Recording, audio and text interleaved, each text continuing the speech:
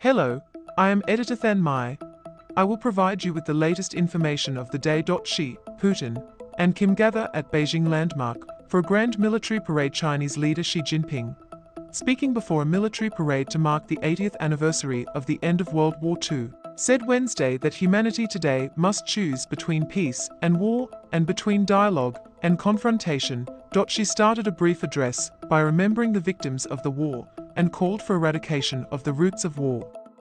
To prevent history from repeating itself, the parade began after he spoke with troops marching in rhythmic lockstep, their boots echoing off the pavement, for a review by Xi, who is also head of China's military as chairman of the Central Military Commission. The parade will showcase missiles, modern fighter jets, and other military might as China seeks to wield greater influence on the global stage. Some of the military hardware is on public view for the first time. Before they started marching, Xi rode by the entire length of the formations along Beijing's central Chang'an Avenue in a classic-style black limousine. He stood up through an opening in a roof with 4 microphones lined in front of him and greeted flanks of troops as he passed them and rows of missiles and military vehicles. They shouted back mottos in unison such as "We serve the people." Before Xi spoke, the ceremony began with an 80-gun artillery salute to mark the 80 years since the end of the war, followed by the national anthem, the March of the Volunteers, a song composed in 1935 during the early years of resistance against invading Japanese forces. Xi and his invited guests, including Russian President Vladimir Putin and North Korean leader Kim Jong-un, arrived earlier at the historic Tiananmen Gate to watch the parade.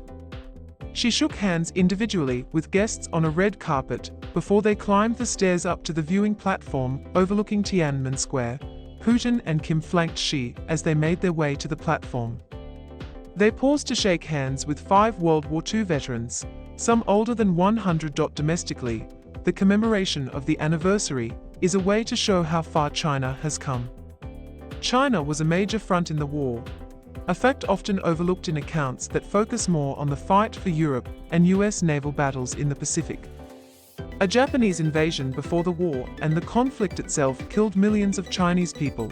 The military parade is also a show of strength to boost support for the Communist Party and its leader, Xi, and a way to portray itself as a global alternative to the American-dominated post-war era. A sea of people sat in clearly demarcated sections on the square across the wide avenue where the parade will pass.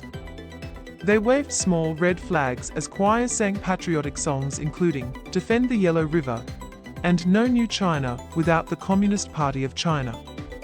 The ceremony began with an 80-gun artillery salute to mark the 80 years since the end of the war, followed by the national anthem, the March of the Volunteers, a song composed in 1935 during the early years of resistance against Japanese forces in the country.